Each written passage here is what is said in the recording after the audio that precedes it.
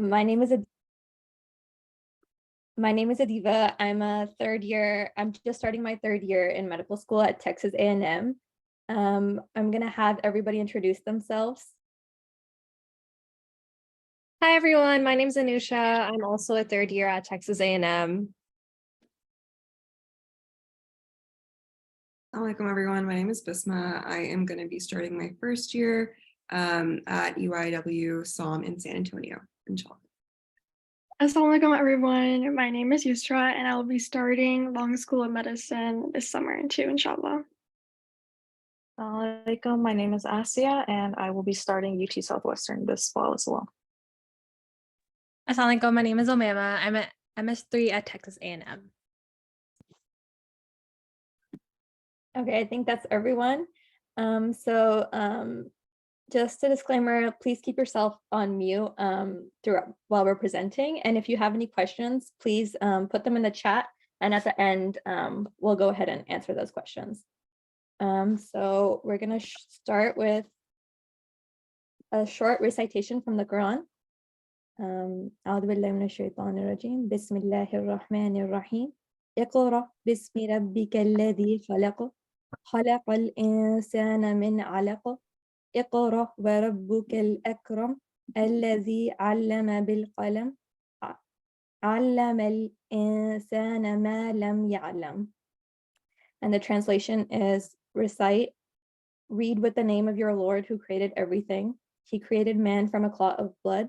Read, and your Lord is the most gracious, who imparted knowledge by means of the pen. He taught man what he did not know.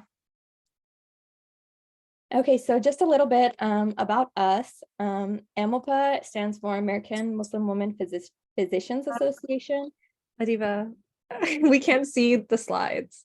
Oh, sorry. My bad. You're good. I just wanted to give you a heads up. Hold on, let me go back. Sorry, give me 1 second.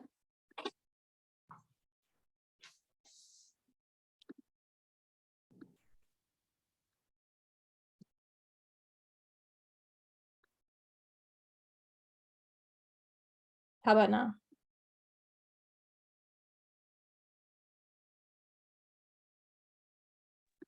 Yep, we can see them loading. Okay, perfect. So AMWPA is a nonprofit organization that was founded in 2008, and it consists of a group of female Muslim physicians, dentists, and other healthcare professionals. And we promote preventative medicine in the community. We've been pretty active throughout the pandemic and throughout the DFW Metroplex. And we have recently formed chapters across multiple medical schools. And I think the most recent was the one we started at Texas A&M. So sorry to interrupt again, Adiva.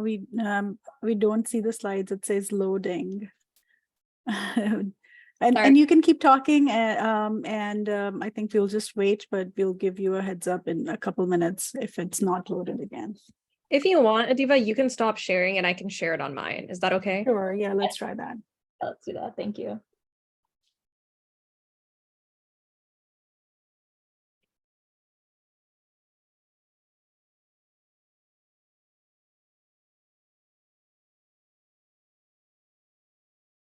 Can you all see it now?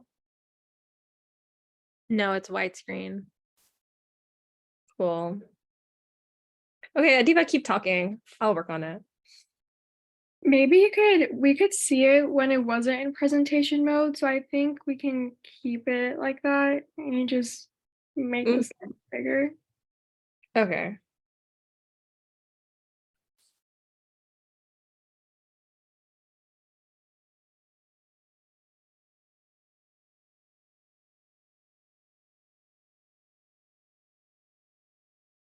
Yeah, this works.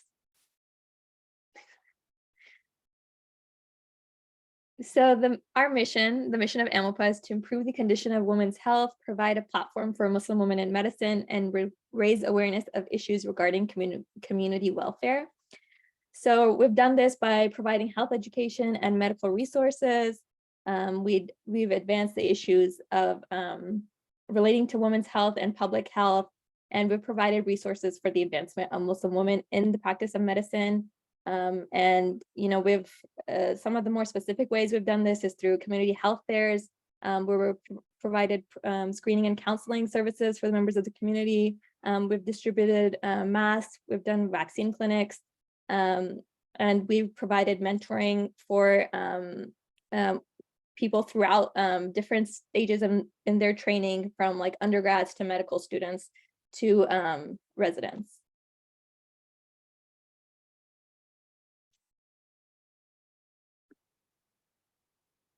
Alrighty, so for those of you who don't know what the MCAT is, it stands for the Medical College Admissions Test.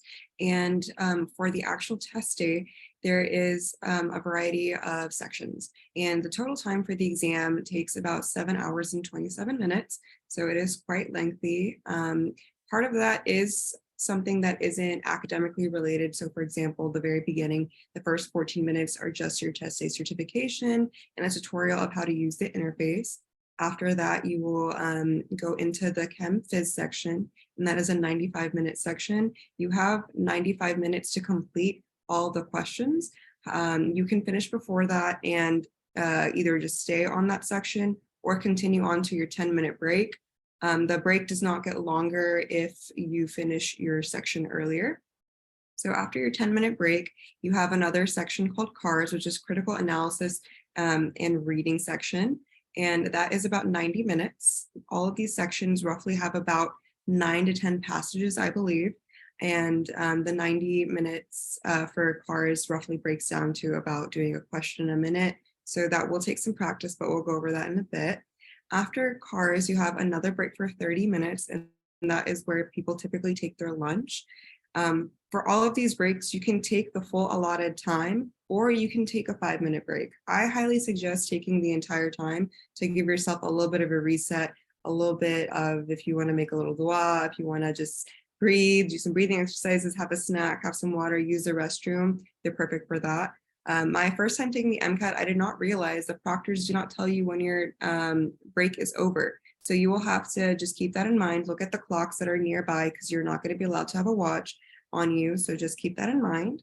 After your 30-minute lunch break, you will go into your BioChem section, which is another 95-minute section. And then you'll go into your 10-minute break, and then you'll finish off with your psych soc section for 95 minutes. After that 95 minutes, there's an option to void your score. If you feel like you had a horrible day, you woke up not feeling good, you couldn't cancel your exam because it was a day of the exam or reschedule, and you wanted to see if you could do it. But when you were doing the exam, you knew you just like did not do well. This is your time to void the score. Voiding your score will basically mean that your exam will not be scored and it will not count against you in terms of attempts. You'll be able to attempt another exam. And this score will not be posted by AMC. It will not be able to be seen by medical schools or anything like that. So that is handy if you're having a truly awful day. However, sometimes I know I've had peers who feel unconfident in their examination abilities, and they decide to void the exam just because they felt a little iffy. It's truly personal preference and your gut feeling about it. So just think about it before you void your score or you don't void your score. And there is an optional survey at the end. I believe it's more regarding how the testing facilities were, as well as if you had any interruptions in your exam. Did the power go out? Was there construction or noises nearby? Were you able to take your exam really, really well? And I will say for the breaks, it is handy to have snacks that are easy to digest, easy to give you a little bit of energy. So like apples are great for a little bit of source of caffeine. I know I would keep apples and almond butter. I would always have coffee because I just need my caffeine at all times of the day, water, and then I would have a turkey sandwich. And so I would just break those up between my breaks, and that helps me stay hydrated and fueled to keep going.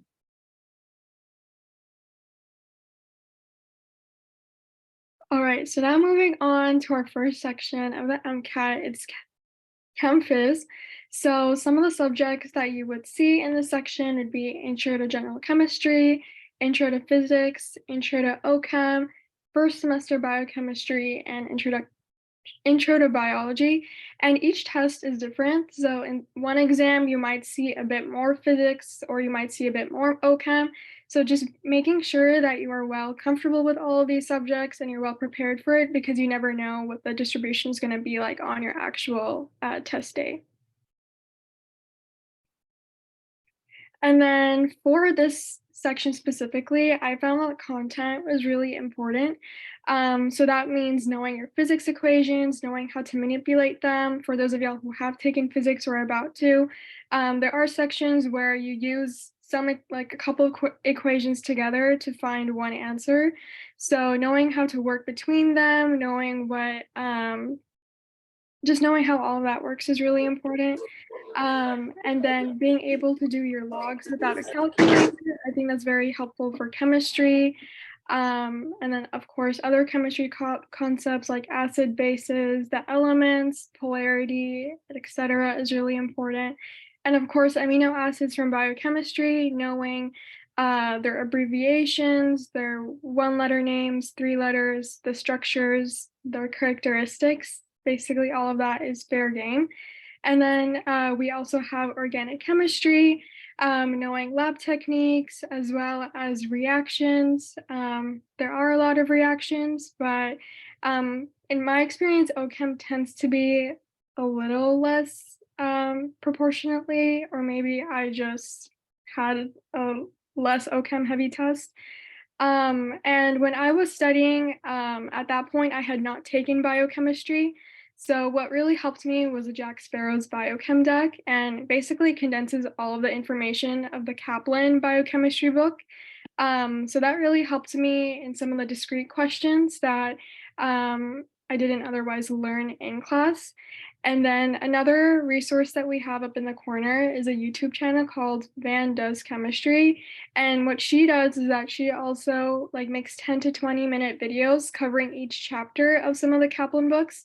So I think she has a complete physics one. She has maybe half of biochem and half of gen chem in there. So if you're starting out and just want to make sure that you have some of your equations down, know how they work, it's a very good intro for very early on in your studies. And then of course, UWorld, if there's anything in ChemPhys that you're not, like any specific topic that you're not familiar with, being able to customize your question decks with UWorld is really helpful.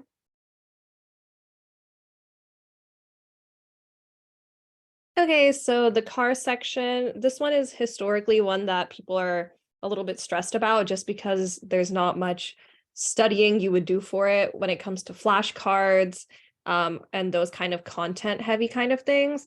When it comes to cars, I think the most important thing is just practice.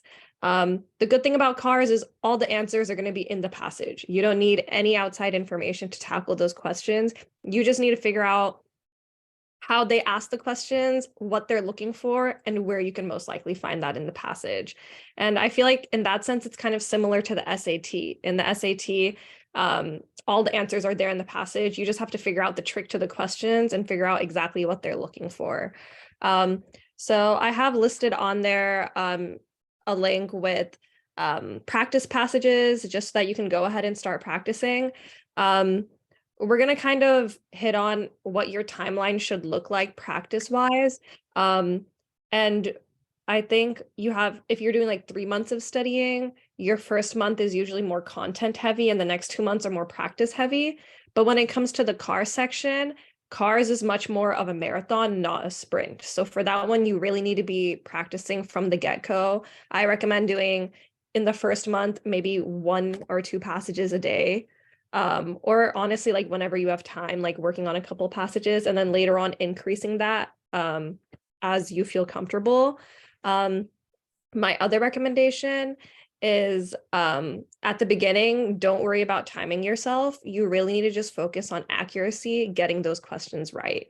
So at the beginning, instead of timing yourself, think of, oh, this is how I want to approach the questions. This is, and then focus on really getting the questions right. And then as you start getting all of your questions right, then kind of add the timer piece on. And that's when you want to start hitting on the 10 minutes per passage, around 10 minutes per passage. But I would say I like to personally look at the questions first before I look at the passage. That's something that's always helped me. That's something I did on the SAT as well, just so that I have an idea of, oh, this is what I'm going to be looking for when I do the passage. And when I'm actually going through the passage, I make sure at the side of each paragraph, I try and put 2 or 3 words telling me what is going on in that paragraph, just so if I need to look for something later on, I know exactly where to find it. And at the end, when I'm done reading the passage, I'll go ahead and make a note. This is a 1-sentence summary of the entire passage, and this was the tone, whether it's like positive, negative, or what it was about. And usually that'll help me answer a couple questions towards the end as well. So that is kind of the car section. The next section is going to be biochem. Again, this is the breakdown. I can't really make promises about the breakdown. I know on my test, there was hardly any biochem, and there was a lot more intro bio. But that is going to vary from test to test. So don't bank on, oh, there's not a lot of OChem, so I'm just not going to study OChem, because you could just have an unlucky day and then all of a sudden there's a lot of OChem passages and you didn't look at OChem. So make sure you don't put all of your cards in the basket that, oh, if I just focus on all of bio, I'll be okay. And then the biochem, the bio and biochem section, most of the passages are going to be experiments, they're research papers. So after I go through a passage, I do the same thing as I do in the car section, where I look at the questions before I look at the passage. And then when I'm doing the passage, at the end, I go ahead and write down, you know, like, oh, this was kind of their hypothesis, this was their experiment, these are the variables, and this was the overall conclusion, because it kind of helps me orient myself in the passage and understand, okay, hey, this is the big picture. And after you start doing a whole bunch of practice, you're going to kind of get the idea of, oh, when I'm going through the passage, like, oh, they're probably going to ask me a question about this. And that'll kind of help you focus in when you're reading. Something else I recommend, and this is the case for all of the sections, whenever you're reading, make sure your hand is always moving across the paper. When you're looking at the passage, it's easy to just look at the words, and then you'll get to the end of the passage and realize, like, oh, I have no idea what it was even talking about.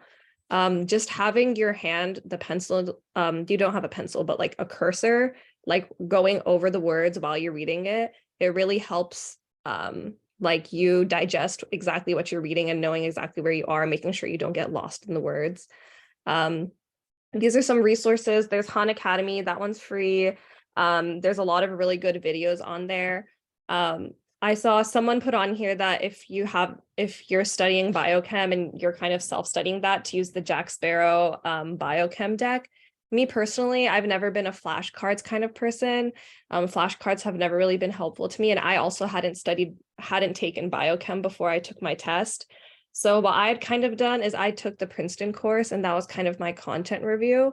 And I also had the Princeton book. So I like that they kind of give you an overview of what you really need to know. And I kind of focused in my biochem studying by doing practice. So whenever I would practice and I came across a biochem concept and realized that I didn't know it, I would just go look it up in the book and study it that way. And I felt like that kind of targeted approach ended up covering everything that I really needed to know for biochem, and that worked for me. But again, everyone kind of studies differently. Everyone has different resources they like to use. And someone's going to go over resources with you guys towards the end. But my other recommendation to you guys when it comes to resources is really focus on quality as opposed to quantity. So don't sit there and try and be like, I want to get through all of UWorld to do all these flashcards, also get through all of Khan Academy, also get through this entire prep book, also get through, rather than doing that with a whole bunch of resources, I would say pick 1 or 2 things, maybe 3 that you really, really like, and just get a really high quality experience out of those couple of resources, just so you don't get overwhelmed. But that's kind of it, biochem and bio wise. All right. The last section is psych soc. And a lot of people like that as the last section because most people do better on this exam. It's more, or this section, because it's more definition based and a lot of just terminology that you have to memorize and apply to the questions that they give you.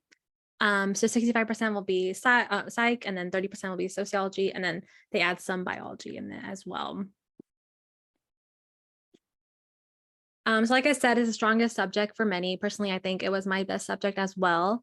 A lot of them are memorization based. So I think a lot of the psych and soc definitions, you just have to know them and then be able to apply like capitalism or socialism to a situation that they give you, and be able to rule out some stuff that are obviously what's in the passage that they give you.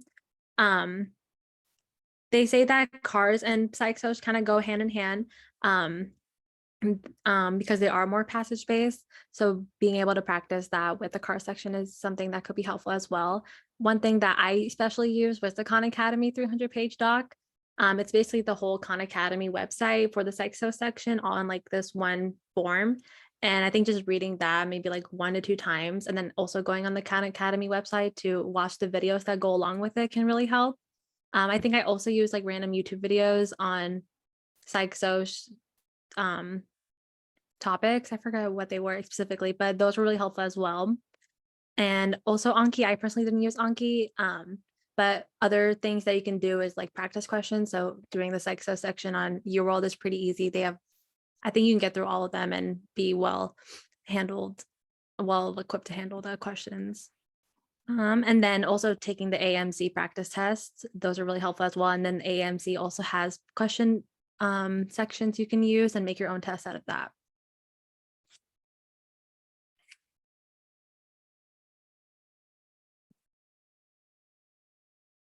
Alrighty, as Umaymah mentioned, the AAMC practice exams are available, and the last bullet point did say that practice exam 3 and 4 are more accurate to what the actual exam is going to be like. So those are a great resource to do practice exams. And so how I did practice exams throughout my studies, I studied for about 3 to 4 months. For the first 1 month or 2 months, I would do practice exams once every other week just to build stamina. It's not even to see a lot of progress because you're still reviewing content. However, once you get closer to your exam date, after those first 2 months, when I had months 3 and 4, I was doing practice exams daily. Because of that, you can run out of these AMC exams, and so you have to know when to space these exams out. And I think Assiya will go over these, her scheduling a little bit more. But just to keep in mind, there are only 4 practice exams available through the AMC that are purchasable. And then there is a free exam that I believe is more of a diagnostic tool.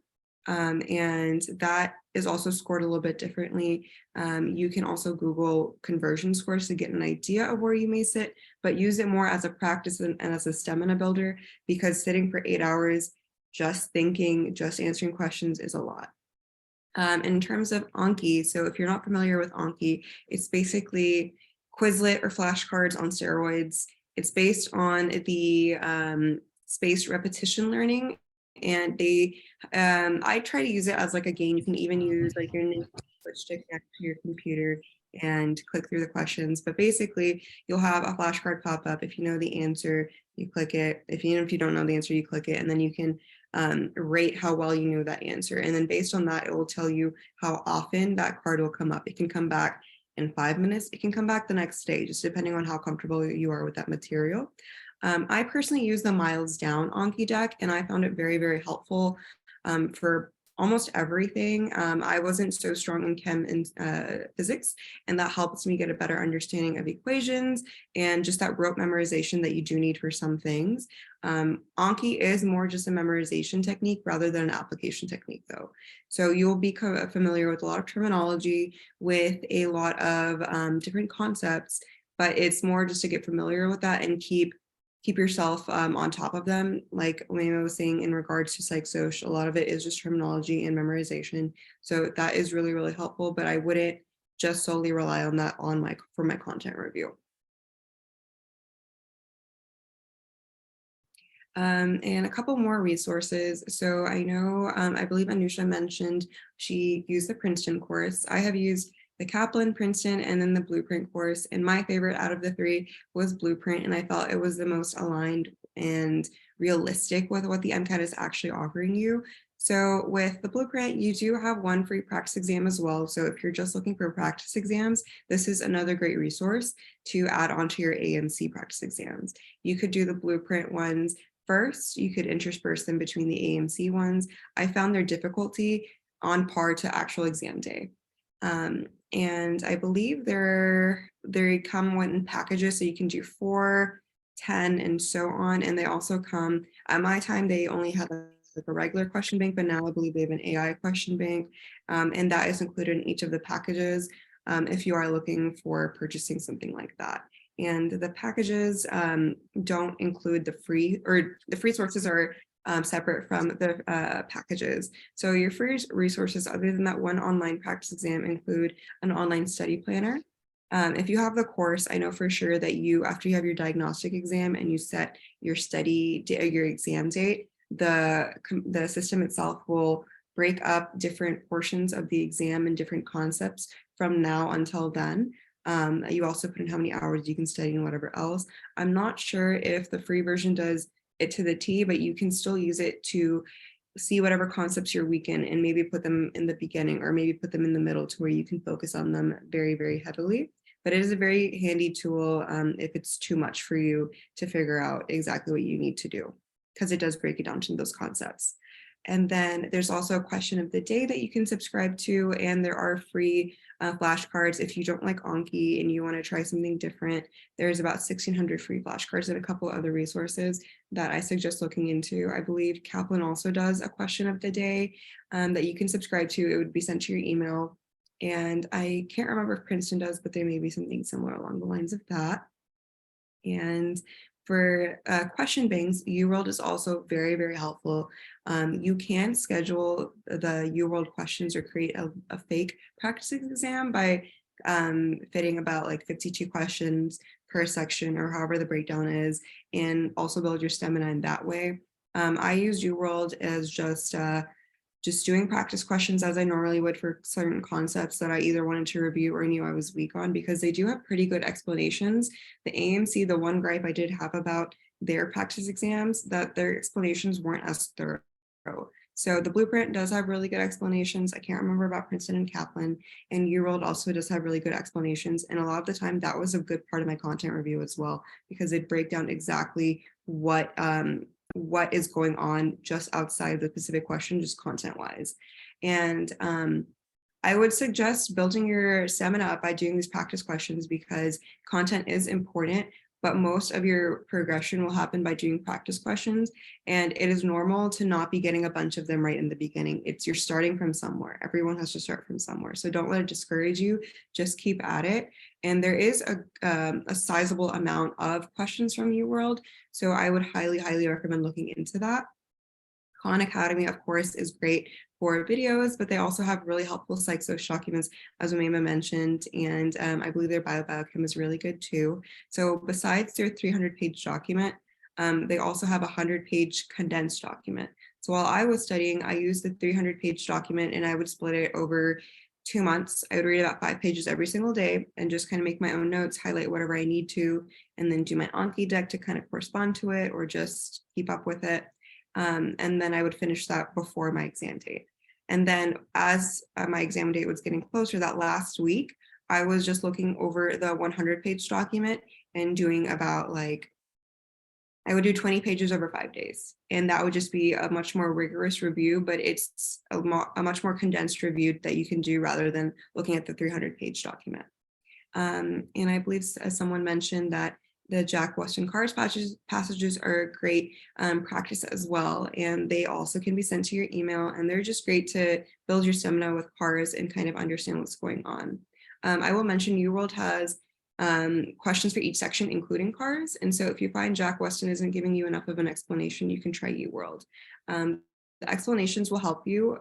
CARS isn't just reading comprehension. You also have to understand the strategy behind CARS. You have to throw away any other preconceived notions, any other previous knowledge that you have, and just strictly look at the passage. And so that is truly just something that you get a grasp on from practice and nothing else, in my opinion. And then we also have a Google Drive folder with Kaplan notes that I believe are condensed versions of each section with highlights for each topic. And then we also have some of the resources compiled into this Google Drive formula that we will share. And I believe someone did ask in the questions if we'll share the PowerPoint slides, we will. And this Google Drive folder has the Anki Decks that we've mentioned, some of the notes from previous students. I've uploaded the 100-page document I believe that I had, as well as other resources that previous mentors have had. So that is a great place to also look if you're struggling to kind of figure out what you need, or if you just need some condensed notes or inspiration of how to study.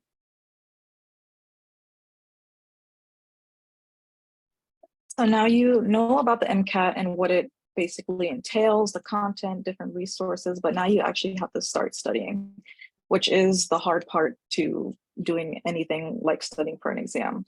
And so a lot of us procrastinate just because it is an overwhelming amount of information. Yes, it is just for breakdowns, but this is basically like studying for an entire degree plan. You have to know everything, and it seems impossible to know everything, which it is, but as long as you do have structure, it is better than just going into it blind. And so if you're taking a course, it might be a little bit easier because they do give you a timeline, they do give you a schedule to figure it out. But if you're self-studying, that's something you have to do on your own, and that's really challenging. And so the first thing you need to know is the MCAT test date. When are you going to take your MCAT? MCAT test dates are from January to September, excluding February. So there's no dates in February. And the registration usually opens up October of the year before you're going to take your exam. So let's say you set it up for August of this year, you would have registered for that October 2022. And so the website that's listed, that is the website that tells you all the MCAT dates. It tells you when the MCAT's going to be, how soon you have to cancel it without a refund, with a refund, and also when your test score will come out. And so once you figure out when you're going to take your MCAT, now you can start planning on how long you want to study. And so there's a bunch of different timeframes that you can study. You can study for, I know some people study for a year, some people study for 6 months, some people study for 3 months. The typical is 6 months to 3 months. And I know it seems, okay, if you're studying for 6 months, it gives you a lot more time to kind of go over everything. You can study a little bit slower. You don't have to rush yourself. But with a longer time also gives you a lot more of a chance to get burnt out, and burning out while you're studying for the MCAT is something you want to try to avoid, because if you're burnt out and you're trying to force yourself to study, then you're not really retaining the information, and you're just going to be tired, and you're going to feel like you don't want to do this. And this leads to you maybe skipping days on content reviews, skipping practice exams, and you might end up just rescheduling your MCAT exam as a whole. And so I think what most of us did was around 3 to 4 months. I feel like that is a very good balance. And so that's what I'll go over with you today, because that is the course that I took, and I did self-study. So I'll give you a little bit of information on that as well. And so if you're doing, let's say you're going to have to take your exam in September. You'll start studying June, July, and August. Those are your 3 months. And September dates are usually like the last date for the MCAT is the first week of September. So you have a little bit of few days into September to start studying. So as we mentioned before, usually your first month is going to be content review. And so you'll pick up whatever books you want, whatever Anki you want to use, any supplements that you want to use. And what I do recommend is, before even touching any of those resources, take a diagnostic exam, take a baseline MCAT full length. You can either use the blueprint free one or the Kaplan. I think if you buy the Kaplan books, they give you 2 free or 3 free full lengths, or you can use the free AMC one, whichever one you want to use. Just take it without studying, just so that you know where your base is, what you need to focus on more. And what you might need to be, okay, well, I kind of have a good idea on this without studying. So I can, obviously you still want to brush up on it, but you have an idea of what you need to prioritize. And so for me, I started studying like about a year after I had graduated. And so that's around 2 years since I've taken Gen Chem, since I've taken BioChem. And so when I took my first full length, I was like, okay, well, maybe I should just give up. But that's what the diagnostic baseline full length is. It's for you to kind of understand what you need to focus on, especially if you've been out of school. If you're in school, then it lets you know what you need to work on a little bit more. But if you're out of school and you haven't been for a while, it's not a need to give up. At least you know what you need to focus on, you know what you actually retain from being in school. And so we do have some resources, the Kaplan books. I personally use Miles Down as well, and I found that very good for me during my content review. Another thing is you're going to have to study differently than how you studied in undergrad. And so I went into studying using the same tactics that I did in undergrad, taking my notes, trying to make them pretty and comprehensive. And I realized, one, that was taking a lot of time. And two, I did not see much of a score between doing that way and, you know, changing it up. So don't be afraid to change up how you study. I know others mentioned that they didn't like using flashcards, and so they stayed away from Anki. And I was the same way. I thought, you know, flashcards is just strictly memorization, and this is a memorization-based exam.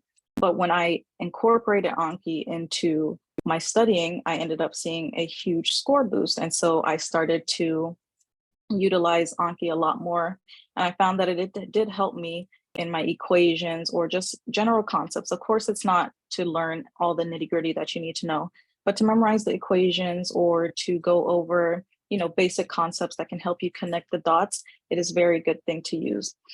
And so definitely start your CARS early. CARS is something that, you know, you might have gotten really good on your SAT or your, you know, your STAR back in high school, and you think English is my favorite subject, but it's not an English test. It's a lot different than what you would think. I went in thinking, you know, CARS wouldn't be too difficult. Ended up being one of the hardest things for me to study for, because you don't know how exactly to study for. Each passage is different. So definitely implement CARS practicing right at the get-go. Start doing one passage a day, as others mentioned. You can boost it up to 2, or whenever you just have free time, start CARS. So after you do your 1 month of content review, you'll move on to more of a practice-based moment. That'll be your next 2 months. And so you're taking into September. June was your content review month. Now you're moving on to July. This is when you focus on the content that you're still weak on. So now during the second month, you'll start taking your full lengths. You'll start taking one every week or so, or if you're just doing the AAMC ones, you'll have to kind of figure out a better timeline of how you take that, because you are limited in how many full lengths that you do get. But you'll start taking these full lengths, you'll get your score, you'll review them, so you'll know what you're lacking on and what you're excelling in. And so during these last 2 months, you'll just try to crack down on content review on those. You'll try to do more content review on what you're weak in, and then just continue practicing. So continue with UWorld, continue with your Ankis, or continue with your CARS. Just do practice. One thing that I wish I did more was practice, because honestly, practicing it's not just, it helps you in your content review. Practicing helps you, you're not just getting the questions wrong, but you're learning why they're wrong and how you should go about it. So don't just say, oh, you know, this month is my content review month, so I'm not going to do any practice. No, implement practicing in your content review month and continue doing that until your exam is time for your exam. And so August, your exam is like September 9th. Let's just say your exam is September 9th. August, you'll continue just memorizing your equations. You'll continue doing your practice exams. You'll review your practice exams. Reviewing those practice exams, the full lengths, are very important. And also make sure that as you are getting closer to your MCAT exam, that you are moving more towards the AAMC material, because your exam is offered by AAMC. So you want to try to stay as close to the real thing as you can. So it's best to start those AMC full lengths around 5 weeks out, because I believe there are 5. There's 4 free ones, or sorry, 4 paid ones and 1 free one. I believe they're adding another one, or they already added another free one, or they just changed the original free one. But let's just say there's 5. So you'll take one of those AMC full lengths each week until your actual exam. And just make sure that you are reviewing those and understanding why you got a question wrong. Is it the same type of question you're getting wrong? Is it just your strategy, or are you really weak in that knowledge? Just so that you can know what you need to do, how you fix those mistakes. And so I'm going to go show you basically how my schedule was, and don't be alarmed. It is a little bit scary, but it's something that you're going to have to go through as well. And hopefully seeing my schedule will kind of help you figure out how you should do yours in the near future. So this was basically my my content review month. And so as you can see, week 1, that big red diagnostic, it was a 488. And I know that score is very alarming, because for me, I was like, okay, well, I guess I'm not going to take the MCAT anymore. Good job, guys. That's it. But no, I had to recognize that I hadn't been in school for a year. I hadn't been taking most of these courses for around 2.5 years. And so getting a 488, okay, I just need to accept it and realize, okay, I need to go over, I need to have a good in-depth content review. And so that's what I did. I picked a day on which I wanted to learn what subjects. And so I was also doing this while working. And so I picked one day, Wednesday for physics, Thursday for biology, whatever way you want to do it, you can do it. Some people do all the subjects in one day and kind of just read each book, but I decided that I wanted to do one book a day. And I would always try to implement CARs in between that as well. And so I spent these entire 6 weeks just basically content reviewing. And what I want to highlight is the day that I chose for rest. And I know that is a scary thing. Resting while I'm studying for the MCAT, I have to know everything. There's so much to learn. I can't rest. But that is where you go wrong. You have to take rest. You cannot risk yourself getting burnt out. And so, yes, taking out a full day just to rest might seem scary, but it is necessary, because you should not have to sacrifice anything for this career path. You should not have to, just focus on studying and missing out on important things in your life that you might go to. If you go to the next slide. So another part that I want to highlight is my little graduation. I graduated in 2020, right when the pandemic started. So I didn't have a graduation. And, that's kind of sad. You go 4 years of going through the hardest period of my life at that moment, going through those 4 rigorous years of my biology degree, and then not getting a graduation. It was sad. And then I got an email from UTD saying, our graduation is going to be August 9th. And this was exactly a month between when my MCAT was going to be. I was taking it September 10th. And so I was like, okay, I'm not going to my graduation because I have to use that day to study. Like, I can't go to my graduation. And I realized that was a very toxic mentality, because I went through all these 4 years of my life and I'm going to sacrifice a milestone. It is a milestone. Your graduation, especially from undergrad, especially for something that, you thought you never get to, and you pass it up just because you have to study.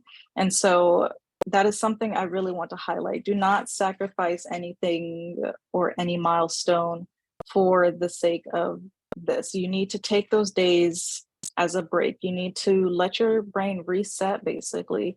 If you're just continuously studying and piling up information, you're not going to gain anything from that, except just being even more stressed out than you really already were.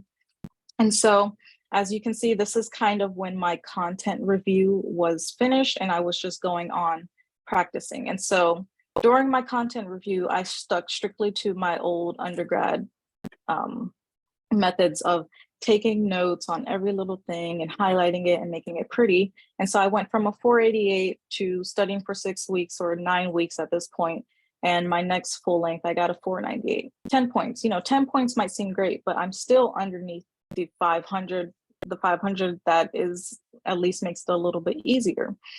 And so I was really my confidence was shocked, because you go through 9 weeks of studying and you're not getting above a 500. And so I realized I had to switch something up. I had to go about how I was studying a different way. And so this is when I started to implement Anki, because people always talked about Anki. They always talk like, okay, yeah, use Anki for your MCAT. It's something that you need to do. And while everyone does not do the flashcard route, I definitely didn't think I would do the flashcard route either way, but I tried it. I tried it just to see, you know, will it make a difference? And my next full length was a 502. And I know that's less than a 10-point jump, but getting over that 500 benchmark is something that is the hardest for a lot of people to do. So getting over that 500 is really important to do. And I know a lot of people, you know, they'll take the MCAT 5 times and they're still not able to make it over 500. And so if you're still struggling with this, just try a different study method. Don't use the same things that you're comfortable with. You have to step out of your comfort box.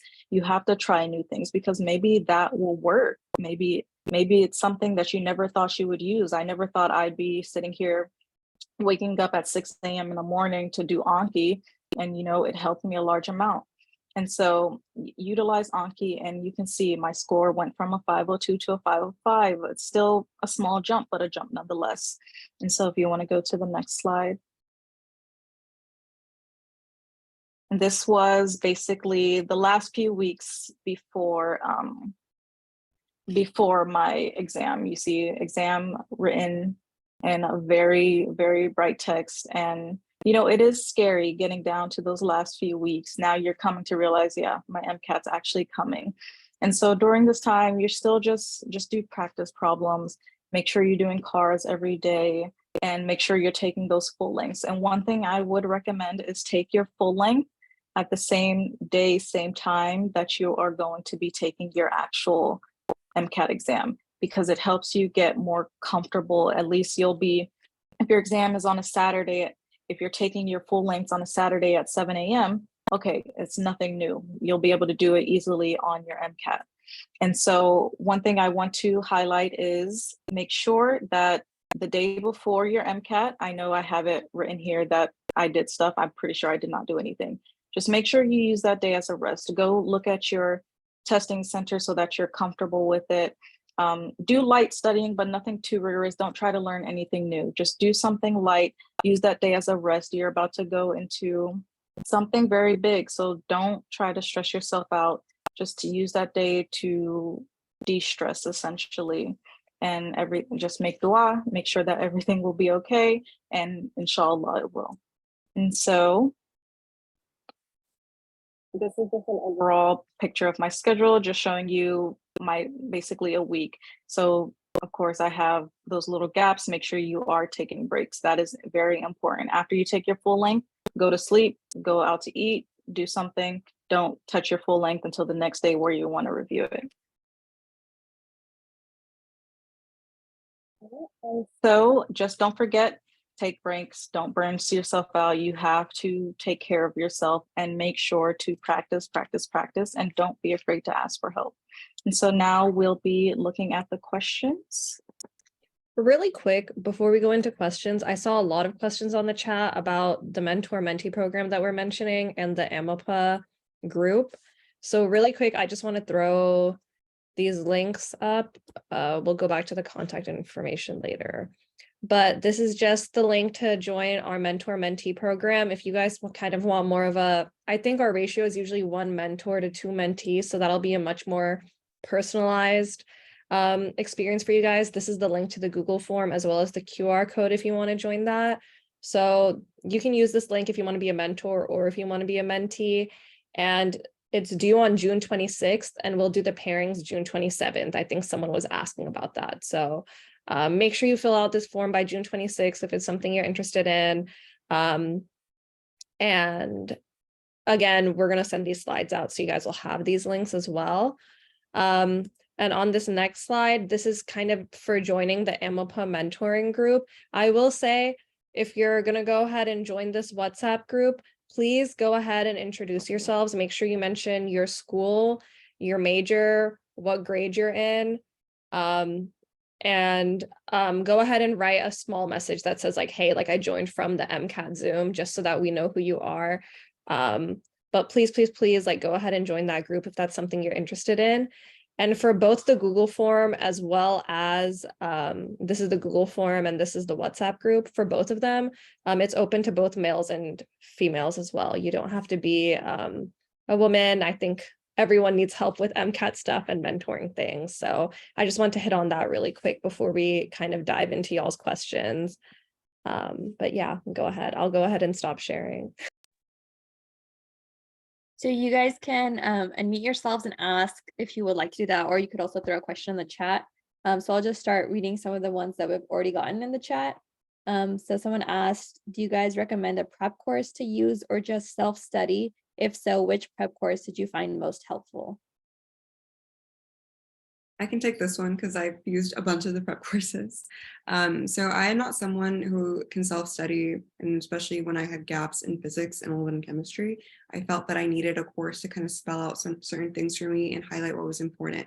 I know previous classmates and peers of mine have used notes from classes and that's helped them, or they strictly just got a set of books from someone who's already taken the exam or anything else, read through them and did their own question banks. It truly depends on you, and you have to know your own abilities. If you think you can be a self-starter and you can self-study, amazing. You don't need to spend money on a prep course. I will say a prep course is helpful, but they are quite expensive depending on the type of prep course you end up doing. There's options from just an online prep course where they give you a bunch of resources. There's live online where you'll have weekly or bi-weekly classes and you can answer questions, or you can ask questions directly to your tutors or your teachers for the classes.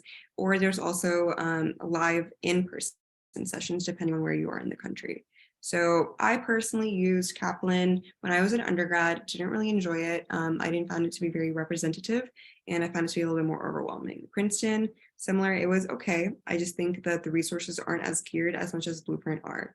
I'm truly a Blueprint fan. I think that the way it was broken down was very easy to digest for me to understand, okay, this is how I need to study. They also create your own study plan in terms of how many hours are you available each day, each week. You set up your own rest days, like Assiya was saying, and stuff like that. And it will then go in with its own programming and do certain content for certain days up to your exam. And then from there, there'll be modules for each course, with little quizzes at the end, and they'll have their classes scheduled in as well. So there's a lot less decision fatigue on yourself as someone who suffers from that. It's something that I didn't want to think about another thing while I'm studying for the MCAT. It helps me just kind of focus on studying, getting through each module, and then going from there. I can't remember if it was a 515 package or not. I know I did the live online course and they probably do have a guarantee of a 515 package. I can't remember if that's the one that I did or not though. And I see someone says, would you recommend Blueprint over UWorld? Blueprint is going to be a course, or you can just use it for the question bank and the practice exams.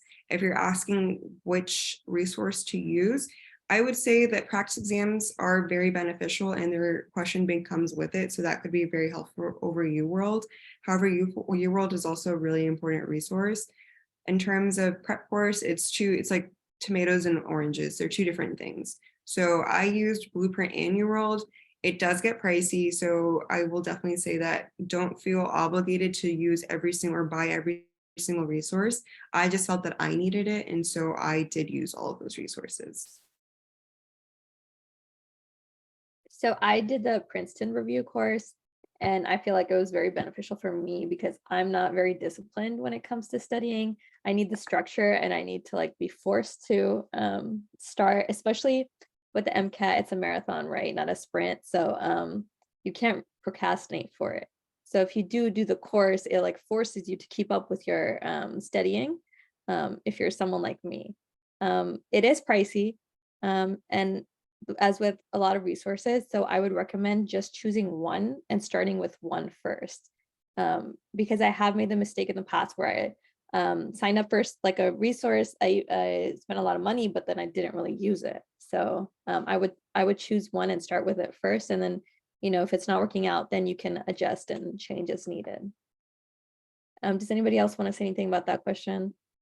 One thing I wanted to add was that when I did the Princeton course at UTD, they had like a deal where if you signed up through UTD, you can get like a discount. I don't know if they still had that, but my classes were also at UTD, so it's really convenient for me to just attend the classes like after my own classes at UTD. And then they also provide books as well. So that was helpful because I just use those books that they gave. And then also they have practice tests as well that come with the course. Yeah, those are the books that I used for my content review. And that's like the only resource I used, Princeton. Speaking of discounts, look at your student organizations as well. Sometimes your student organizations will partner. I believe my student organization at the time was called American Medical Student Association, and we just had a local undergrad chapter, and we were partnering with Kaplan and Princeton to where we could get some discounts. So see that if that's an option for you as well. And I also want to add something on the courses. I didn't take a course, but I'm also not someone who's very disciplined with studying. But what helped me was I was taking the MCAT with 2 or 3 of my friends. And so we just kind of held each other accountable. So we kind of planned out our schedule together and studied accordingly. So if you think that can help, for me, all I really need is someone to study with, and I'll make sure that I'm on track. Otherwise, if I'm just by myself, I'm not. I'm going to push it back. So it wasn't technically a course, but I did make sure that we were reaching everything that we needed to by the end of the day. We would take our practice exams together. So it's really helpful to have a friend. But I also do want to say is that the friends that I was studying with, they ended up canceling their exams, and I ended up being the only one to test on our test day. Do not let that scare you. This is your own journey, so don't like completely depend on your friends or classmates. Just stick with your date, and if you feel comfortable, do not let their unsureties impact your confidence on your own test days. So next question, how to study for cars and where can I practice?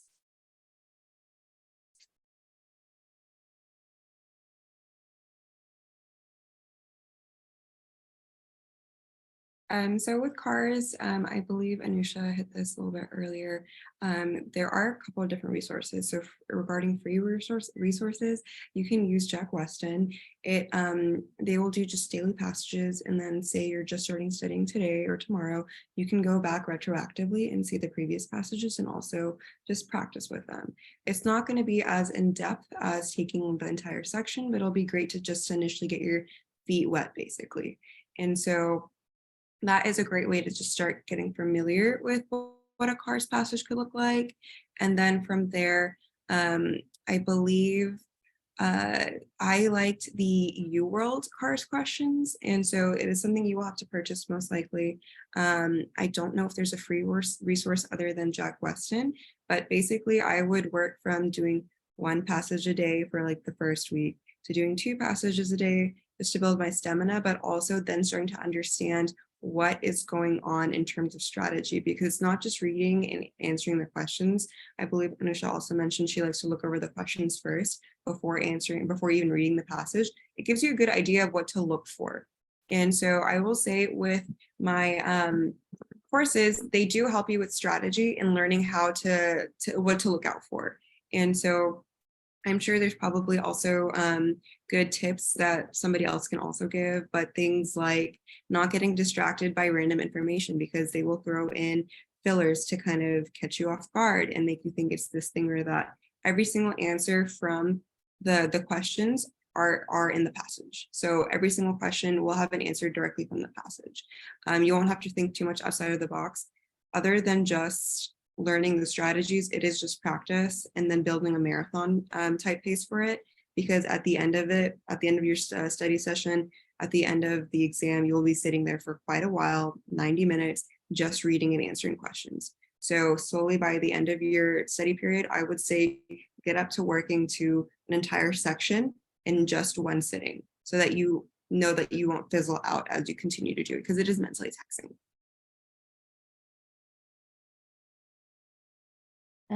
Someone asked what resources help to highlight physics in an understandable manner.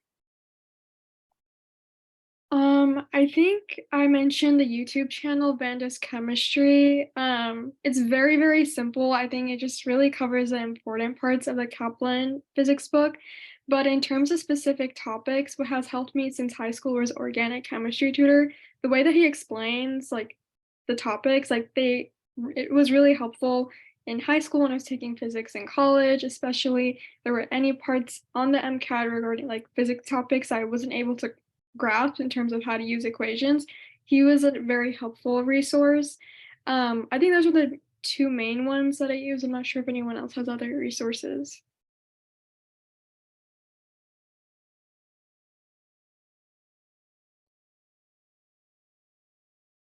I remember I had a hard time remembering the physics equations, so that's the only thing that I used Anki for to help.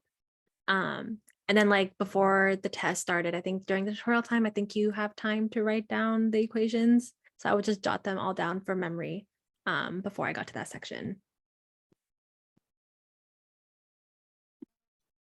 Next question is, as a person entering their second year of undergrad, what should I be doing to prepare myself and make it easier on myself in the future?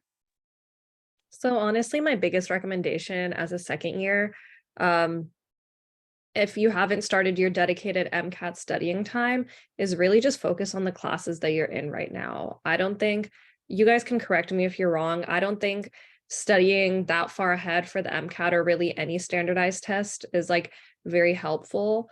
But I think the best thing that you can do for yourself is really make sure that the classes that you're in, you're taking the time to understand the content really well, so that later on when you're actually studying for the MCAT, you're not learning it from scratch. Like, yeah, you're going to have to jog your memory and try and remember everything again.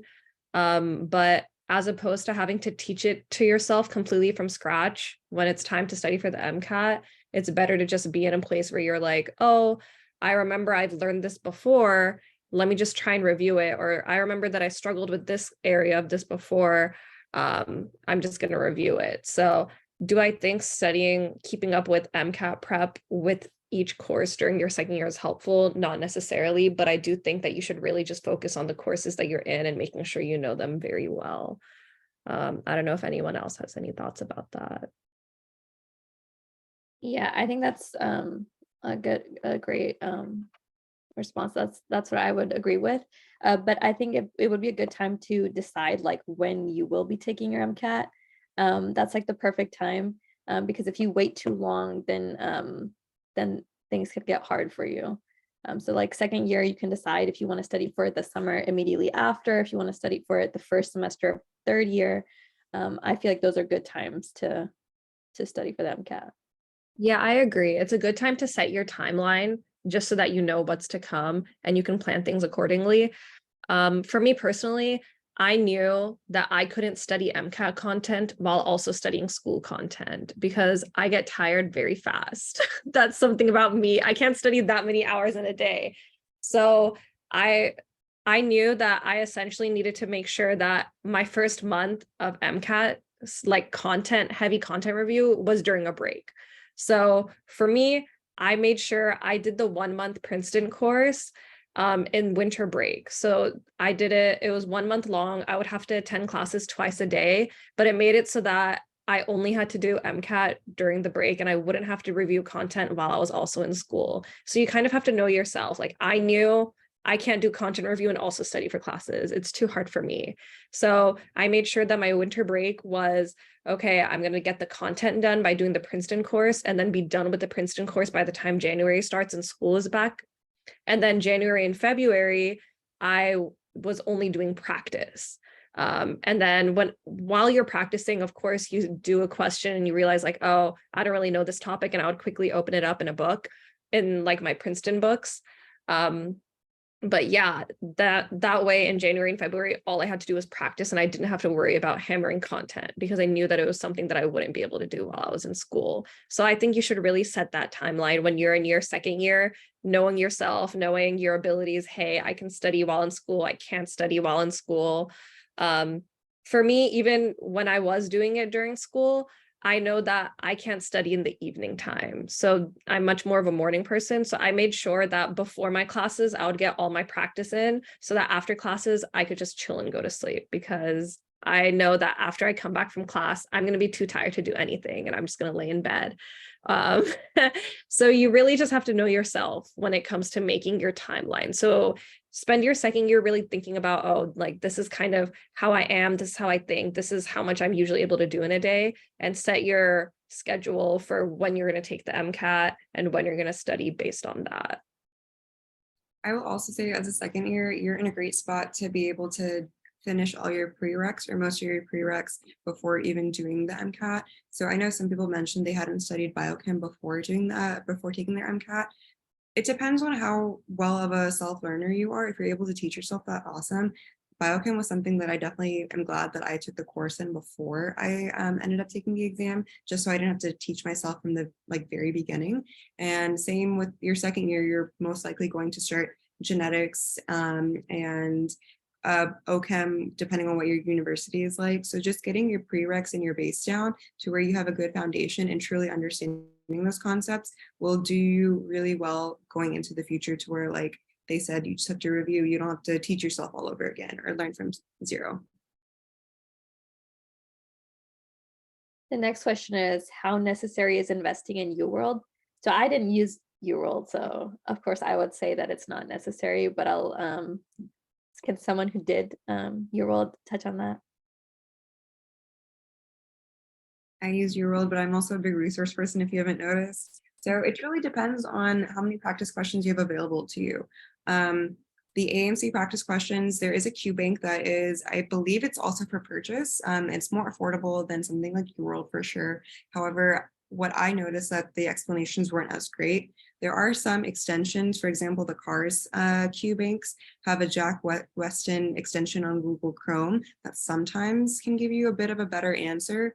But as someone who is also trying to learn more in depth of other content or the content surrounding questions, I found UWorld really helpful to just, it wasn't just, okay, this is why this question is right or wrong, and these answer choices are right or wrong. It would give me a little synopsis of this is the entire content, and this is what's going on, to help kind of build that understanding. So it truly just depends on your budget, as well as how useful you're thinking of other resources. As other people mentioned, maybe start off with one resource at a time and see what you're getting out of it. If your scores are looking great, awesome. If you feel like you need improvement, then look into UWorld or some other resource and add that into your study rotation.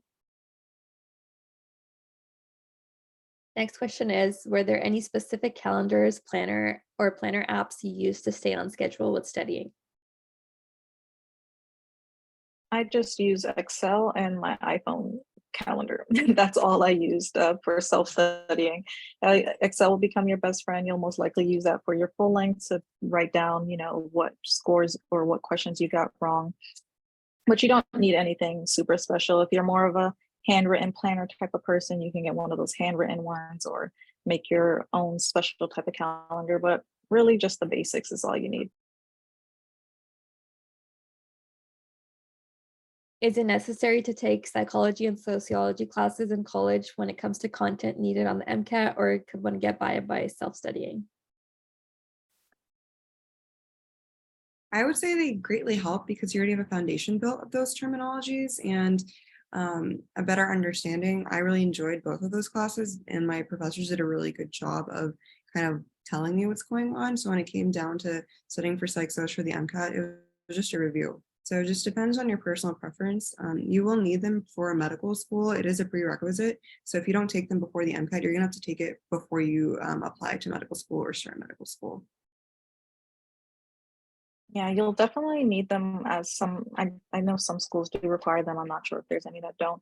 But I didn't take mine. I took mine in like dual credit courses in high school. So it had been a long time since I've even gone over any of that stuff. So definitely the Kaplan or the Khan Academy 300-page document, that is enough to kind of get you through. You don't have to take a refresher course like a month or so before your MCAT. I think that was able to help me basically go over all the information that is needed. But definitely having that course to refresh you would definitely be good, especially if you haven't taken it. You'll most likely need it anyway. Yeah, since you already have to take it anyway, it might as well just take it before the MCAT. I don't think I ever took the psych class at UTD, but maybe I think I had another credit. I took intro to psych. I believe we had to take that. I did not take that, but they let me in. I was a sociology minor though, so maybe that helped. Do you recommend doing the AAMC Q packs or study packs?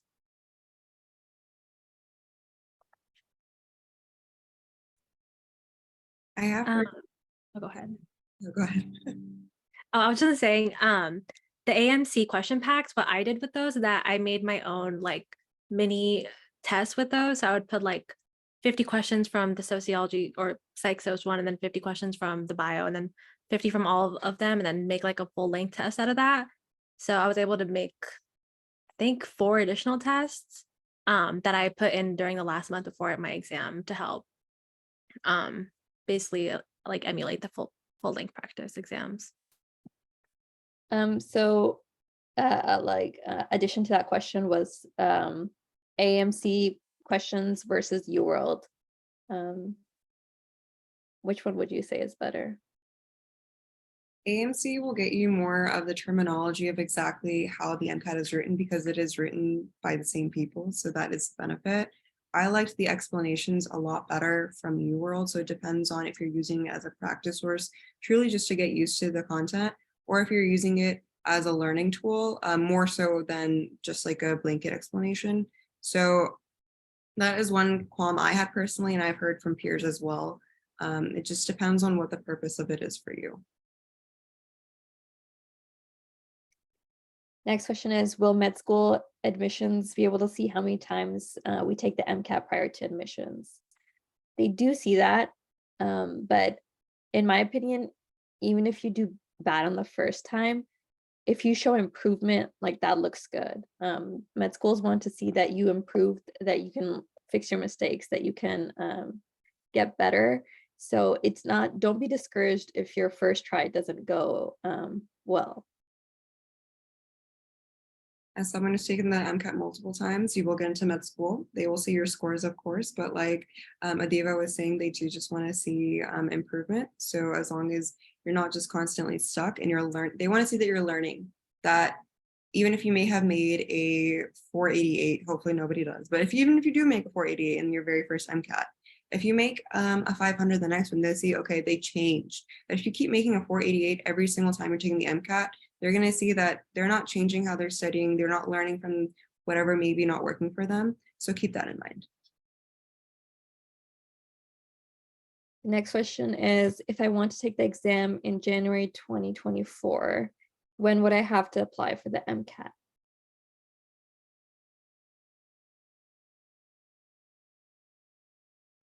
Yeah, so I believe they released the MCAT like registration in October of the year before your exam. So it should, for 2024, they should be releasing them in October of this year. And there is a link, I'll post it again, for you to sign up for any MCAT updates. So they'll let you know when they're planning on coming out with the dates or what time, all the time frames. So I'll drop that link in just a moment. So someone asked, I know Assiya went over her schedule, but what was your guys's?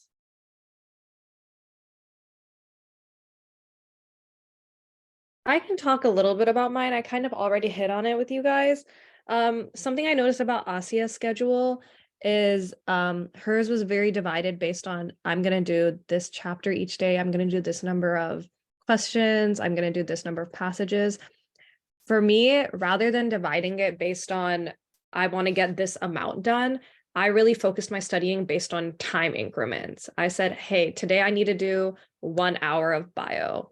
If I end up getting through 4 passages, great. If I end up only getting through 2 passages during that time on that particular day, great.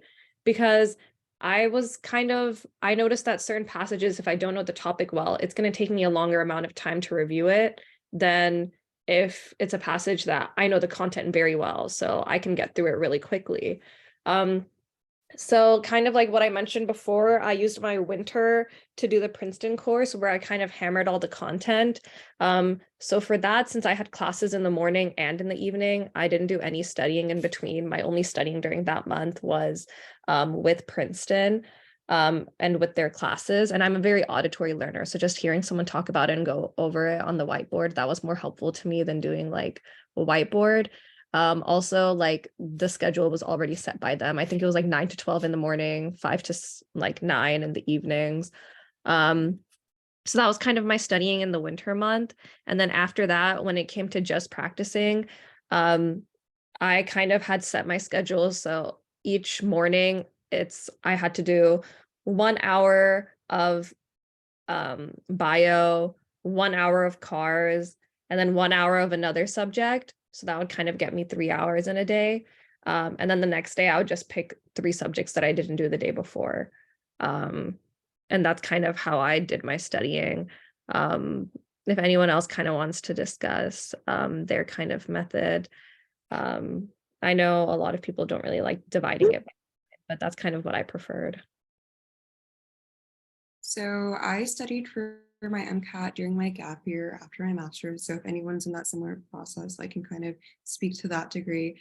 I studied for about 4 months from January to April, and my test day was at the end of April.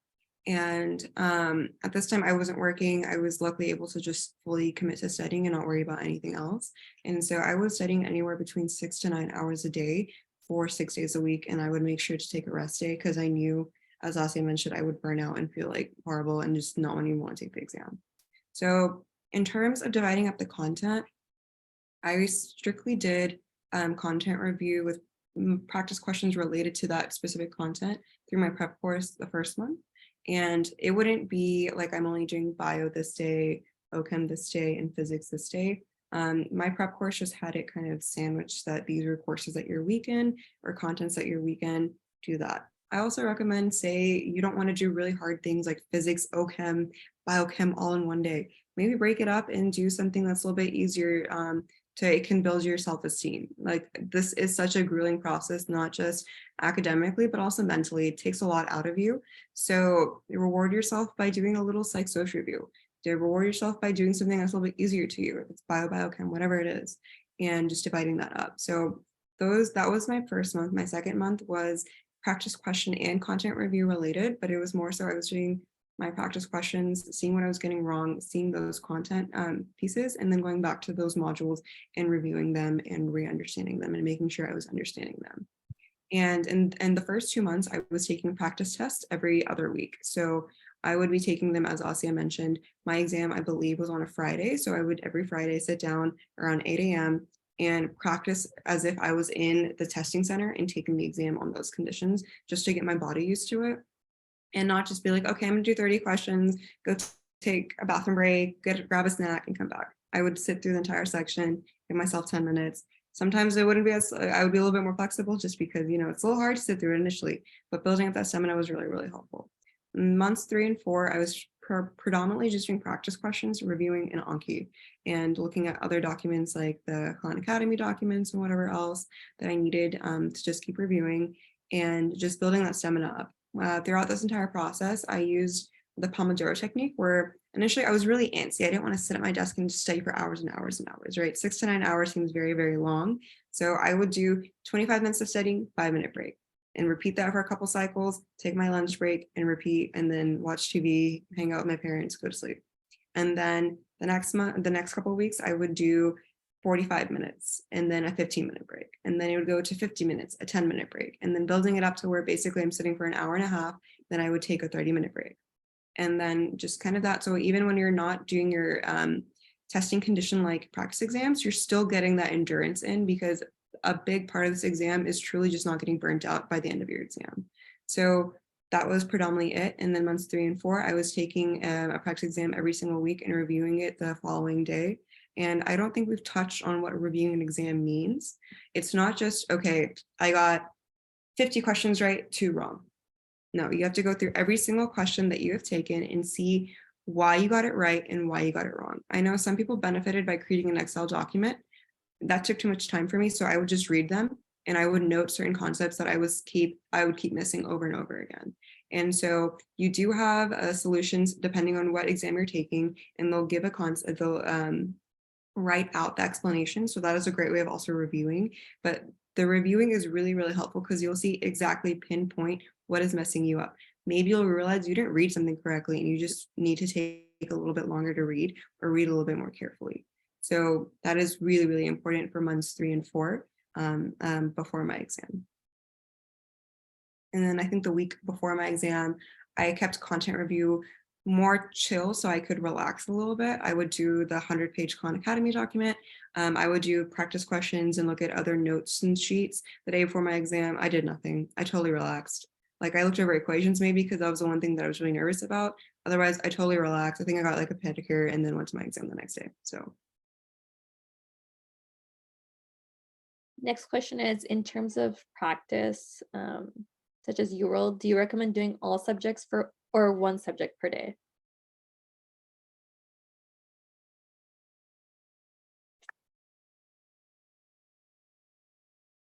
I don't think this applies just for UWorld. But when I was doing my studying, like what Assiya did, like dedicating a certain day for a certain subject, because when you're doing UWorld, you're going to review what issues that you had in contact, then go back and watch videos or take notes and then see if you're still comfortable with it.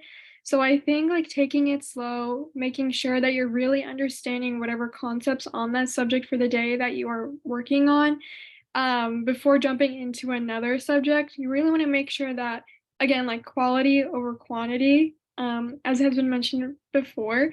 So I think one a day is good.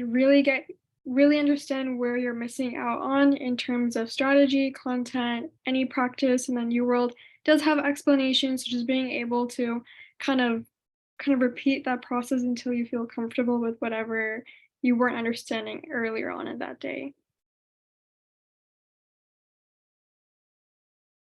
Next question is, what year in our undergrad should we take the MCAT?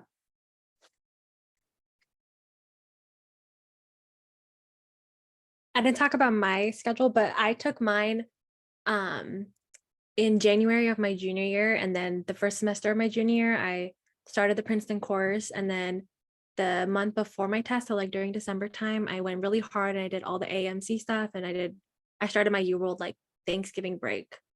So for me, I think that was a good time because then I took my test in January, and then that second semester of junior year, I just focused on like writing my essays for my application and getting all that ready. So if you don't want to take a gap year and you want to go straight to med school, I would recommend third year before March, April of your third year. That's like the max that I would recommend, because you want to have your MCAT scores ready when the applications open on May 1st. My recommendation, I responded to that question in the chat too. Just have your first attempt done 100% if you can by January, the latest of your third year. That way, if, you know, everyone wants to be done on their first try, but that doesn't happen for some people. If you need to take that way, if you need to take it again, you have time to study between January and March and take it again in March or April. So I think that if your first attempt is done by January, or like end of January, you can feel like you're in a comfortable spot. If you're planning to apply in May, to go ahead and retake in March or April if you need to. I like to always have a backup plan. So for me, like I wanted to definitely have my test done in January so that I could take it again in March or April and apply and be ready. So if you're just someone that gets worried, then that is something to consider. And then also to add, a lot of students or a lot of my friends decided to study the summer before junior year, because that was a summer that we didn't really have anything going on. We didn't have classes. Our research was pretty minimal.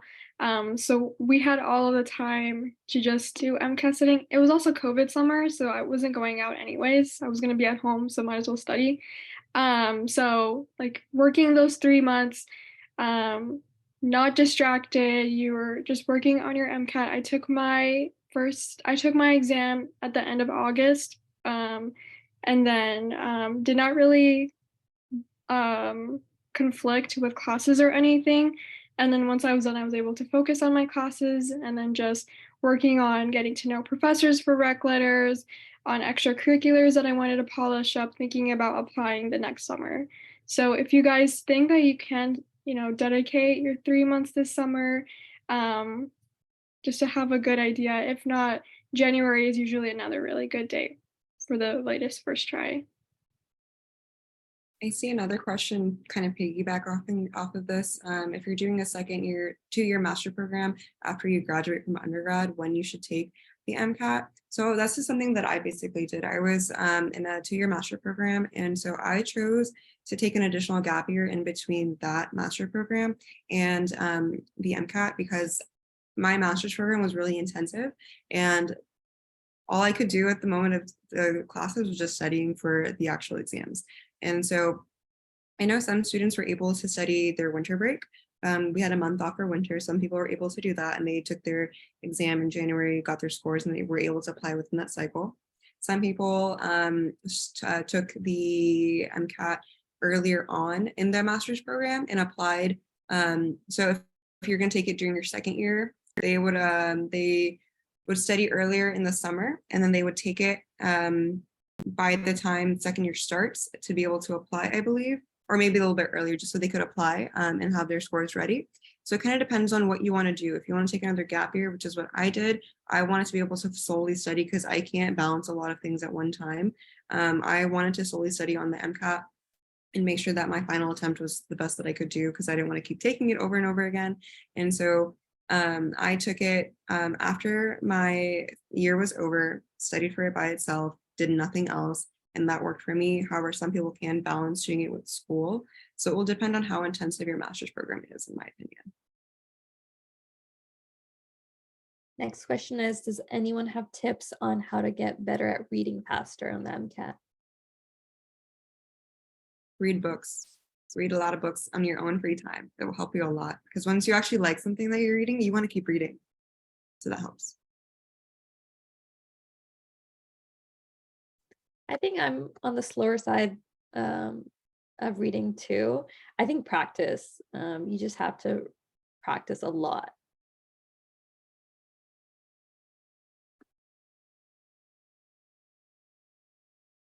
And someone wants to know how many times would you say is the max to take the MCAT without burning out or perhaps like not still looking good to med schools? Personally, I was feeling very defeated by my third time. And so if my third time wasn't going to be at a score that I felt was competitive, I don't know if I would have taken a fourth time. And so that was initially my biggest hurdle. So I think it depends on how mentally strong you are with that and whether you let it affect you or not. Hopefully no one has to take it over and over and over again. It's never the ideal situation, but sometimes it does happen. Sometimes life gets in the way, whatever it is. I also believe, I think there's a lifetime max of 7. After 7 times, you can't take the MCAT ever again.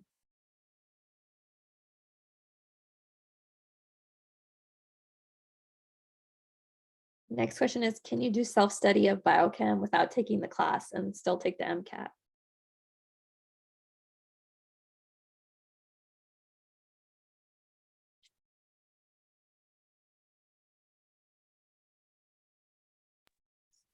Sorry, I answered that one in the chat too, but I just mentioned that I also took BioChem, or I took the MCAT without having taken the BioChem class.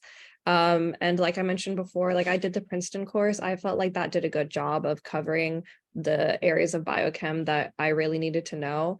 And then I just used the practice passages to kind of see where I was making mistakes and reviewing that specific topic in the Princeton review book. And that worked for me. I think someone else mentioned that they used the Jack Weston Anki deck to go over BioChem that they didn't know because they also hadn't taken BioChem before taking the MCAT. So you can really go about it any way you feel comfortable. For me, I felt like the Princeton course was enough, and then going through practice was enough. Next question is, how would you recommend asking professors for letters of rec? I personally went up to them at the end of the course. I would just go to their office hours after the course was over and I had already done well.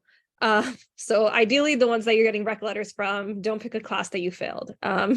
Pick a class that you did generally well on and say, hey, I've really enjoyed this course. I think that if you're in your second year, there's probably going to be a lot of time before you even have to ask them for a rec letter, but go ahead and get yourself on their radar. Go ahead and be like, hey, I really enjoyed this course. I really learned a lot.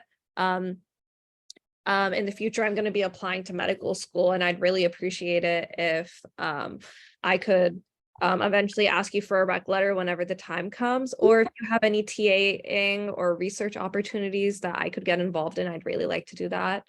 So getting rec letters from people that you've TA'd with is a good idea, just because you've worked with them more closely and they've spent more time with you. Did I TA for any of the people that I got rec letters from? No, but I know a lot of people did.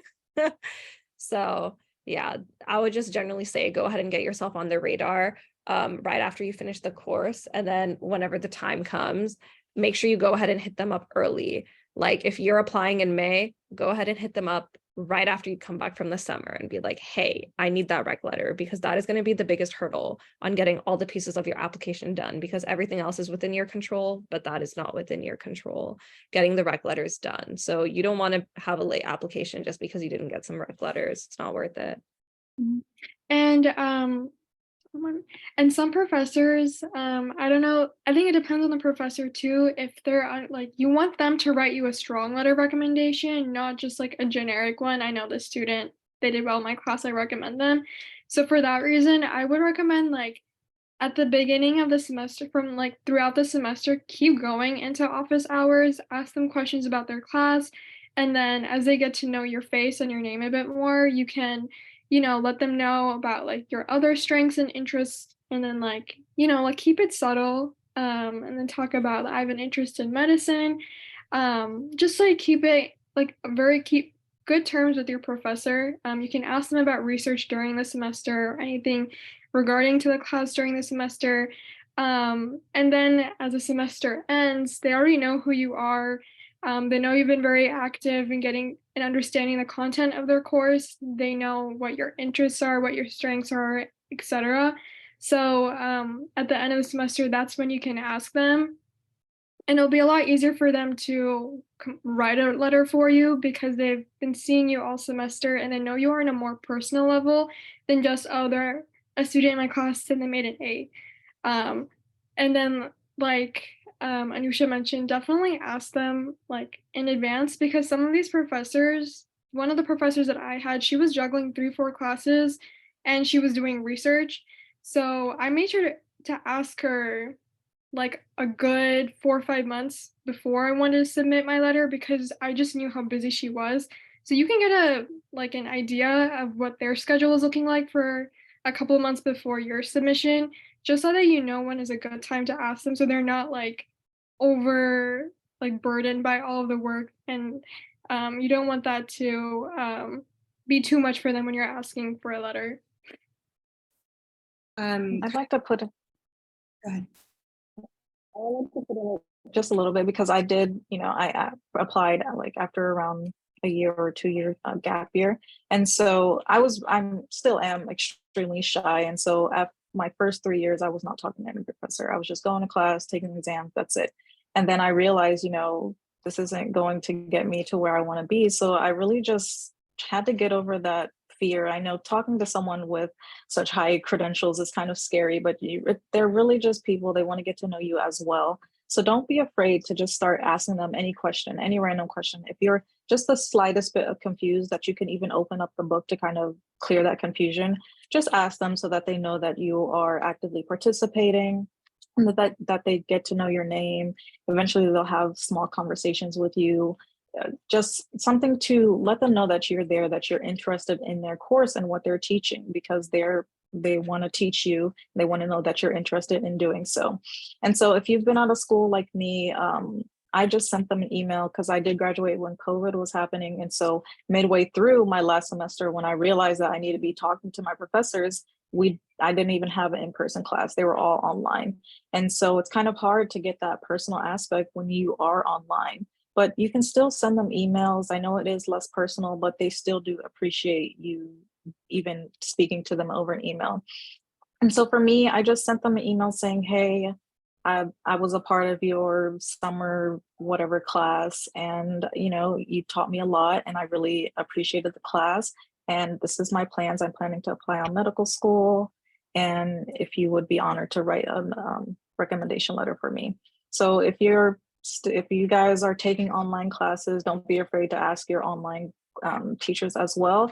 And also know that you will need different type of professors for your recommendation letters. Some school do need like a non-science professor and then 2 science professors. Just make sure that you aren't just sticking to a specific professor, because you will need multiple unless you're doing like a committee letter. I know some schools do void the requirements for that if you have a committee letter, but just make sure you're not just asking science professors, because you might disqualify yourself for some schools that do need or require a non-science professor. I was in a similar boat as Assiya. I ended up, for my master's program, I needed some letters of recommendation anyways. And so I was able to ask my undergrad professors in person and over email, just depending on their availability. But once I was applying for medical school, I was long gone. I was no longer even in the city that they were in. And so I was just communicating with them via email, and that helped. And I would recommend asking, as I believe either Yusra or Anushah said, to ask for a strong letter of recommendation, because what if they write you a letter of recommendation, which you were never going to be able to see, and it's not a good one. You don't want it to like dampen your chances of getting to medical school because it was something they didn't like or something whatever else.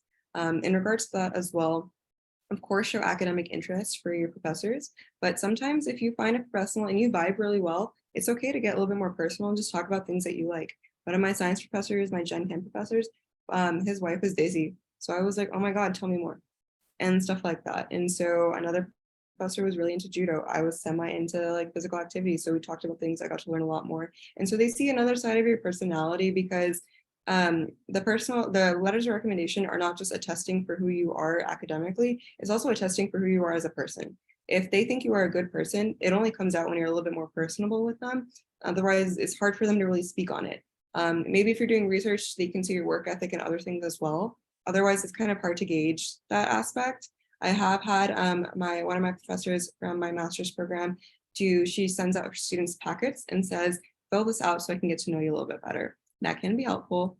And also some schools, especially if you're wanting to apply through a COMIS or the DO route, they will require a physician letter. Sometimes it does have to be a DO. I didn't have a DO letter. I only had MD letter. And so I will say, if you're shadowing with someone and you really click with them and you really enjoy working with them, let them know that you might be asking for a letter of recommendation in the future, just so you're not scrambling whenever you're applying that, oh, I need to shadow someone, I need to find someone to write me a letter of rec that is an MD or a DO.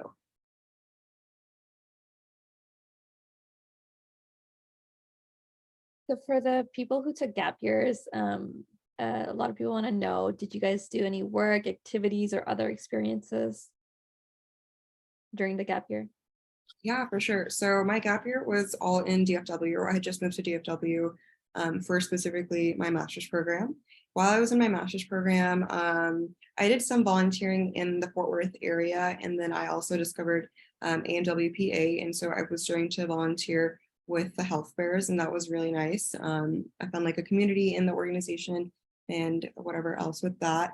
My second year of my master's was solely research, so I was able to do a research intensive year and connected with my professors on that, and able to have a project come out. I wasn't working really full-time during any of that. I was working part-time as something really random. I was interested in the wedding industry, so I worked as a marketing person, social media marketing person for a wedding company that was local. And then over COVID, everything obviously died down. So not much was happening other than just finishing my research year. And then once I had graduated, I worked as a medical assistant and in a field that I really enjoy, dermatology at the moment. So I worked as a medical assistant in dermatology, and it wasn't something that came up in any of my interviews, but it could be something to say like, okay, they really are interested in the medical field. They want to continue to pursue it in whatever form they can. So that's what I was up to.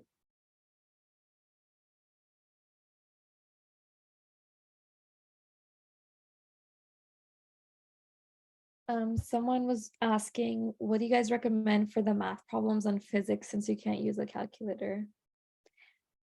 I remember one of my Princeton instructors always told us to round. If the answer choices are pretty far apart, that even if you round like a little bit, like you'll always get near the ballpark. So we would always round to like, I think the nearest 5 or the nearest 10.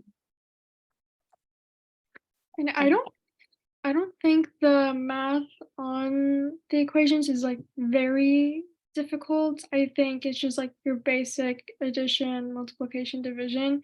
But for logs though, make sure you know how to do logs without a calculator. I forgot how to do logs without a calculator, but you can search it up, like go on some YouTube tutorials and figure that out. I think that's probably going to be the one thing that you should definitely look into. But other than that, it's pretty simple math as long as you know how to use the equations. When you're practicing, don't use a calculator. Just make sure that you can do it by hand. Like get like rid of the calculator early on in your studying, just so that you're used to doing your math by hand and not typing it out. There was another question in the chat that didn't make it to everyone. Someone asked, what would you say is a good score to gain to get into a reputable medical school? I've heard competitive is around 510. I know every average for every school keeps changing. So if anybody else has anything to add. Yes, I know a lot of people do say a 510 is a good to aim, especially for Texas medical schools. But I would like to say that I did not get above 510, and I was able to make it into UT Southwestern. So one thing I want to emphasize is that yes, grades and scores are important, but that is not all they're looking for. They're looking for who you are as a person and who you will be as a future physician.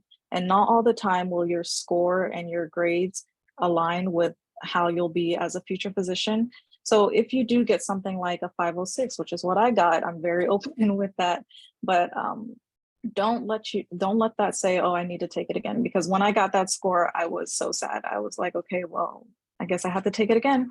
So I went, signed up for another MCAT, and I had people tell me, 506 is kind of like above the average. Why are you so stressed out? Or just apply and see what happens. And so, I canceled my MCAT and I said, okay, I'm just gonna apply. And, if I don't get in, okay, at least I know I have to take it again. I applied and I was fortunate to get into one of my top choices as well as others. So don't let your score weigh you down to where you feel like you have to give up.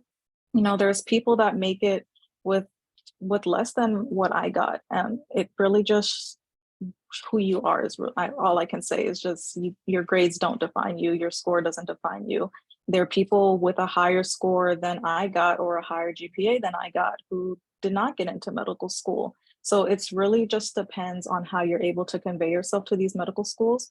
And if you're able to convey, one, why you even want to be a doctor or a physician or whatever you want to be, and why they need you. So that's really the thing you should really focus on, is make your application as a whole look good and not just your grades and your scores.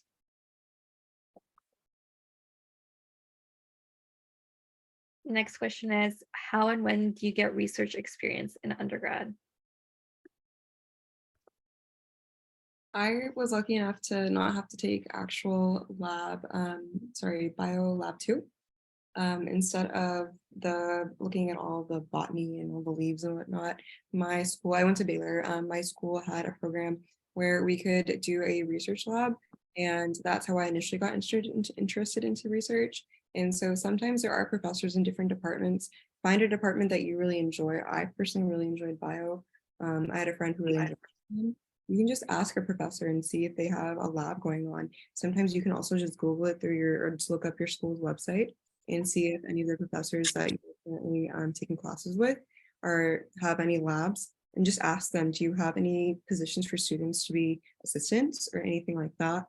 And then for my master's program, it was a research intensive year. And so I opted to do that and matched with someone regarding what research I was interested in. So I did research, more clinical research in in grad school. So you have a variety of research that you can also do. Don't think you always have to be in a lab. You can also do something maybe more public health related. You can do something more clinically related. And I think UTD, I'm not sure if many of y'all go to UTD, but I think more recently they started a research fair where you can match with a lab. I don't know if it's on campus or off campus, but that's really great, making sure you know like the dates for that. I think they do it sometime in the spring, so having your resume ready, know what type of research interests that you have. Yeah,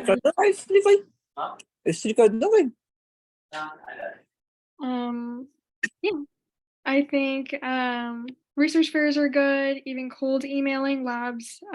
Don't email every lab that you see. If there's something that you're interested in, really show that you're interested genuinely. I think even my school, I went to UTD, the BBS school. I think they had some sort of information website, or like they had their weekly emails. So in those, they would talk about which labs are looking for assistance. So then I kind of applied through those connections. And yeah, there are a lot of options. So you have many ways to find yourself a lab you're interested in. So we're going to go ahead and start wrapping up. Sorry if we didn't get to your question. Please sign up for both mentoring programs, and we can get you paired up with a mentor for the MCAT specifically, and you can ask them all the questions that you want, and they'll be there for you throughout the entire process.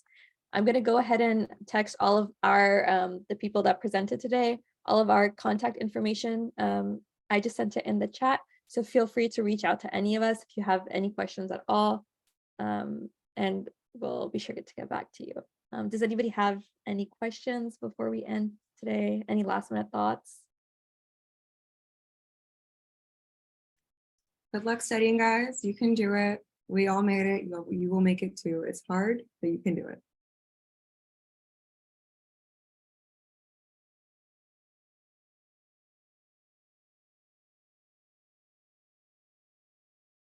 Thank you All guys right, for thanks, guys. Enjoy the rest of your day.